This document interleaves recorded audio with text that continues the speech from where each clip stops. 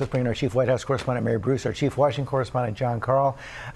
Mary, the Harris campaign zeroing in on that last question. Yeah, 90 minutes in, they feel that that was the moment that defined this debate, that exchange on January 6th and defending the Constitution. In fact, this morning they're rushing to get out an ad on that exchange, what Walz called Vance's damning non-answer there, and his refusal still to admit that Donald Trump lost the election. Look, it did take, Walz a little while to hit his stride there. You saw the nerves at the top, but the campaign overall feels that he was able to articulate the issues to take the fight back to Donald Trump. But the big picture here, this was the last marquee event of this campaign, with another debate seeming certainly unlikely. And it's hard to see how this moved the needle much, but in a race that is this close, especially in the key battlegrounds, even a little movement can make a big difference. Trump campaign pretty happy too.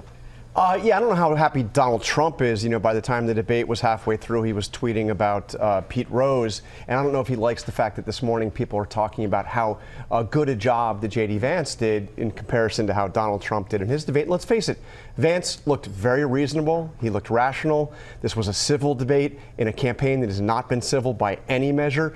But what was striking to me is that you had to go 90 minutes into this debate before you hit the fact that this is not a normal election, that Donald Trump tried to overturn the last election. And in that last answer, what you saw is that J.D. Vance is saying that he wouldn't do what Mike Pence did. He wouldn't stand up to Donald Trump if he tried to do it again. He would help him, and he would have helped him last time overturn an American democratic election. You finally got to that at the end. But for the first 90 minutes or so, this looked like this is simply a campaign about policy differences, and it's really not, George. It's more than that. It is absolutely stunning. The only time in American history it has ever happened.